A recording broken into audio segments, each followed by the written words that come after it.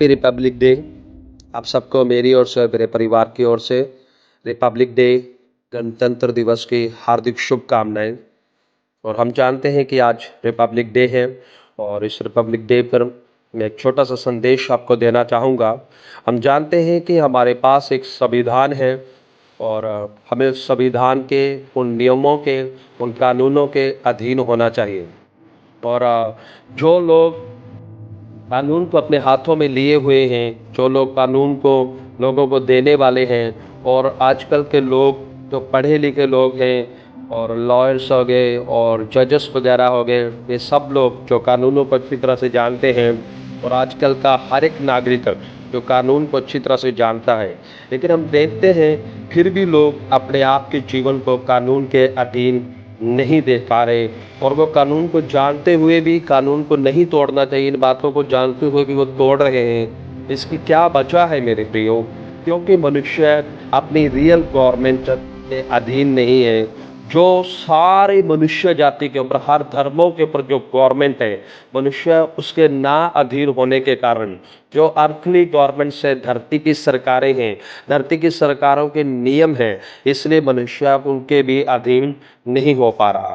क्योंकि बाइबल कहती है परमेश्वर ने प्रथम मानव आदम को बनाया और उसकी पत्नी को बनाया और उन्हें आज्ञाएं दी, उन्हें नियम दिया, लेकिन उन्होंने आज्ञा को तोड़ा, नियम को तोड़ा, और वो परमेश्वर के सामने अनाज्ञाकारी हुए, जिसकी वजह से उनके जीवन में हर तरह की समस्याएं आ गई, जिन समस्याओं को आज आप मानव जाति के अंदर देख रहे हैं। और पूरी मानव जाति की, चाहे वो पढ़े लिखे हों, चाहे वो अनपढ़ हों, एजुकेटेड हों, ना एजुकेटेड हों, हर एक मनुष्य की समस्या है कि सब बातों को वो जानता है कि ये सही है, ये गलत है, फिर भी वो गलत कामों को करता है, अनाज्ञाकारी करता है, डिसओबीडियंस करता है।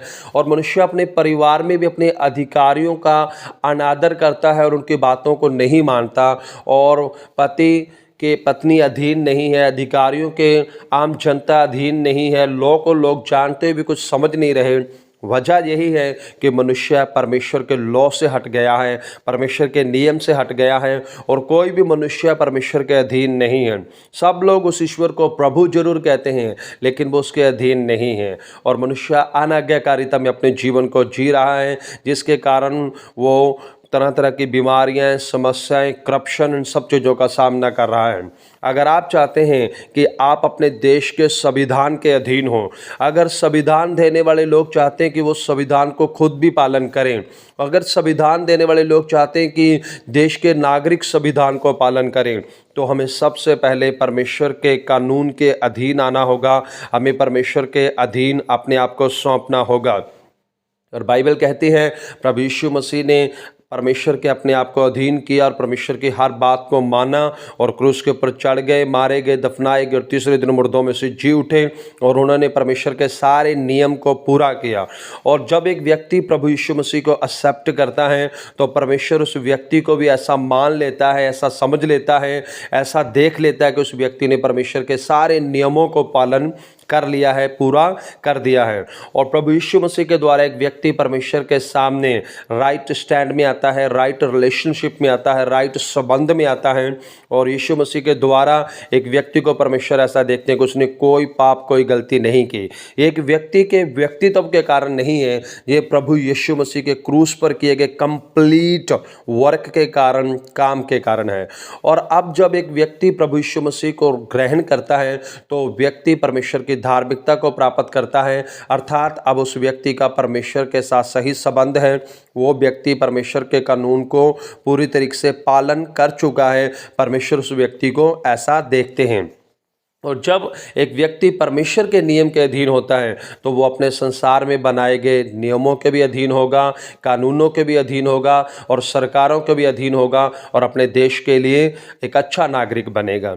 और आइए हम अब मिलकर अपने देश के लिए प्रार्थना करें। सर्वशक्तिमान पिता परमेश्वर, हम अपने देश को ब्लेस करते हैं, अपने देश की आर्थिकता को ब्लेस करते हैं, अपने देश के अंदर हम यूनिटी को मांगते हैं, एकता को मांगते हैं, भाईचारे को मांगते हैं, अपने देश के हर एक व्यक्ति के कारोबार के ऊपर ब्लेसिंग मांगते हैं, सुरक्षा एजेंसियों के ऊपर प्रभु हम ब्लेसिंग को मांगते हैं, और हमारे पूरे भारत देश के लिए प्रार्थना करते हैं। हमारा भारत देश सब देशों से ऊंचा देश हो, समृद्ध देश हो, शांति प्रिय देश हो, सफल देश हो। हम अपने देश को, अपने देश के नागरिक होने के कारण ब्लेस करते हैं प्रभु यीशु मसीह के नाम में।